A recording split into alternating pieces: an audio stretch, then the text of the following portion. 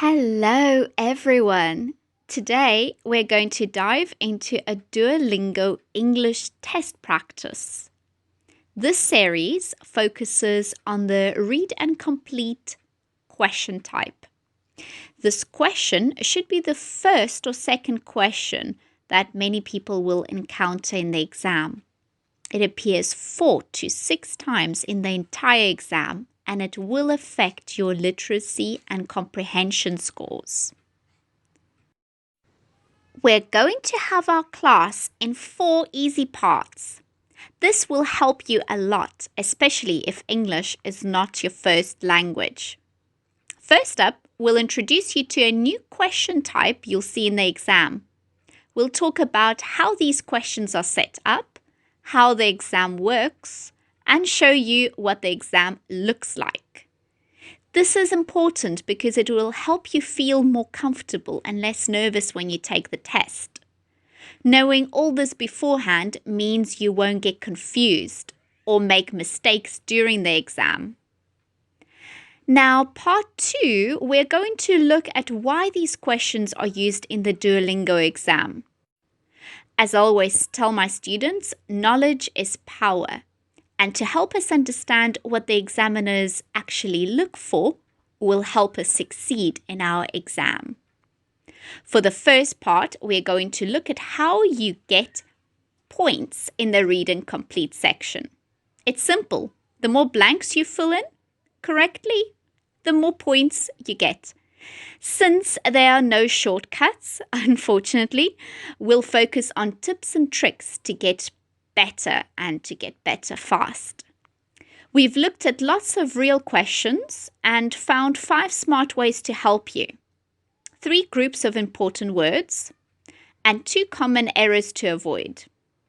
Lastly, in part 4, we're going to practice, and we're going to practice a lot. Practice makes perfect. I always tell my students it's not about gathering knowledge. It's also about applying this knowledge and practicing in your own time as much as possible. Knowing how to answer the questions is good, but let's not forget to practice. We'll show you some great ways to practice and tools that can help you get better quickly. Many students might not be familiar with the question types in Duolingo. Here, we've created a summary of question types, providing detailed descriptions of Duolingo's 13 major question categories. We can see that Read and Complete is rated as a 3-star importance level, making it worthy of thorough study. If you're interested in a detailed explanation of the question types, feel free to send a direct message to me, and I'll send you the original image. Next, let's take a look at what the real questions look like. Timing and countdown. There's an automatic timer in the upper left corner with a maximum answer time of 3 minutes. Difficulty and word count. Depending on the question's difficulty, you will have 4 to 16 words to fill in. All of them provide the beginning of the word, and you need to complete the rest. You are required to fill in 1 to 8 letters, typically focusing on 2 to 4 letters. Navigation. In the lower right corner, there's a next option. If you finish the question early, I suggest you just review the answer again, because once you click the next button, the system will automatically proceed to the next question. It is recommended to read the entire passage before answering. You don't have to answer in order. If you can't recall a word, you can move on to the next one. Now, if you make a mistake, you can use the backspace or delete key to go back 1 space or delete a letter. Section 2. So when we look at why Duolingo has these read and complete questions, it's mainly to check how good you are at reading. Based on what the official guides say, these questions look at a few important skills. The first one's vocabulary. This, of course, is about knowing words and being able to pick the right word to fill in the blanks. It shows you understand and can use different words. Grammar. Here, you need to be able to choose words that make sense in the sentence. This shows you know the rules of how words are used in a sentence. Number 3, understanding sentences. This means being able to get what a whole sentence is saying. You need this to fill in the blanks correctly. It's about seeing how sentences link together and make sense. And the last one, number 4, getting the main idea. This is about understanding what the whole text is talking about. When you fill in the blanks, the words you choose should fit with the main topic of the text. So, in short, Duolingo uses these questions to really test how well you can read. They check if you know your words, if you use grammar correctly, and if you understand how sentences work together. And of course, if you get the main idea of what you're reading. This helps them see if you can understand and work with more complex stuff, like when you read academic articles or papers. Once we know the examination focus, we naturally understand how to prepare for the test. Here, by analyzing over 1,000 real questions, we have distilled the following: 5 techniques, explanations for 3 sets of vocabulary, insights into 2 common pitfalls, and a handy tool for looking up words. So, number 1, don't lose points on easy questions. Focus on high-frequency words such as prepositions, articles, conjunctions, pronouns, etc. For example, off, on, to, in, at, and the, it, is, what, and, or, but, however, with, he's, there, these, who, which, etc. Pay attention to grammar, word forms, singular and plural, and be cautious not to make mistakes in tenses, adverbs, and so on.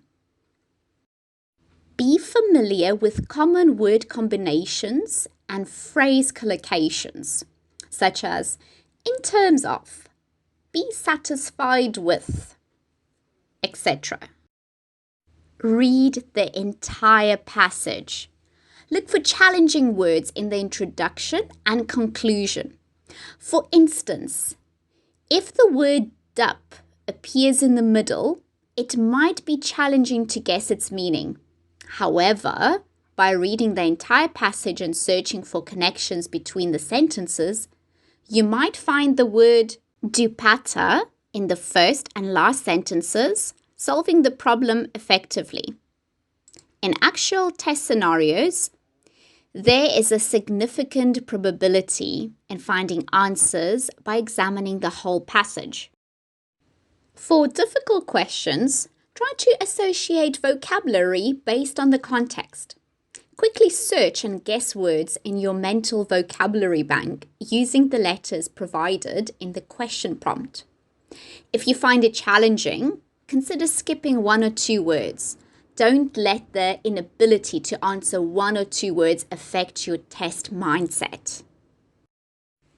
Because many of Duolingo's reading and complete passages are excerpted from Wikipedia, as well as some from literary works such as Star Wars and Harry Potter, it is advisable to increase both practice as well as reading volume in your daily routine.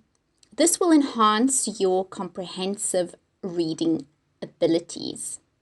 In addition to the previously mentioned 5 techniques, we have also prepared the following vocabulary lists for your convenience during short-term training for high scores.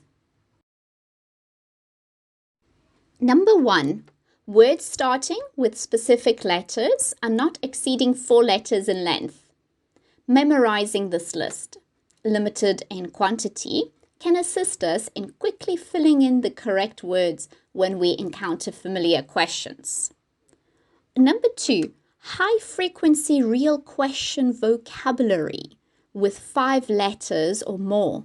Since there are a large number of words with more than 5 letters, there's no need to memorize all of them. Organize them by frequency from real questions and memory, making it convenient to search from memory during the exam. Number 3, vocabulary list of common prefixes and suffixes. Many questions involve adding common prefixes to base words.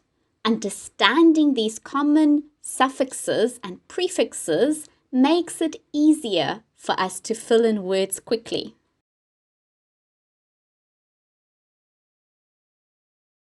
Explanation of 2 common pitfalls.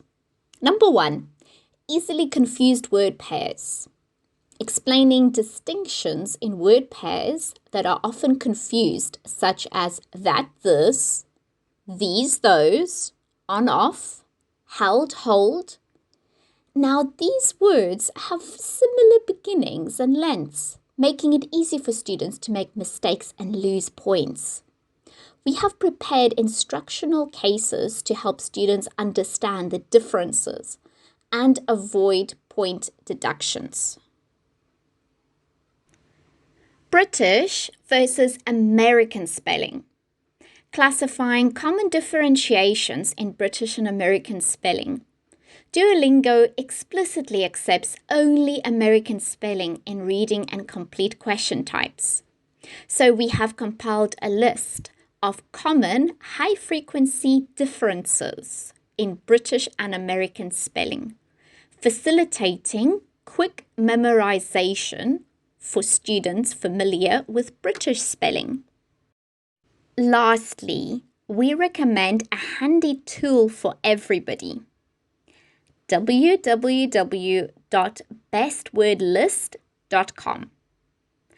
This tool allows you to quickly search for English words by providing the initial letters and specifying the number of empty spaces for subsequent letters. It is the best tool for answering read and complete questions efficiently. The training plan for read and complete is also very straightforward. We recommend everyone to proficiently use the 5 techniques, memorize the 3 vocabulary lists, and practice at least 5 real questions daily, and add any incorrect words to the error log for regular review.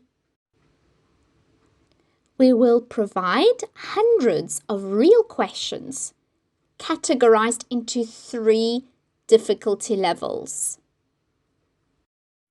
Below 90 points, 90 to 120 points, and above 120 points.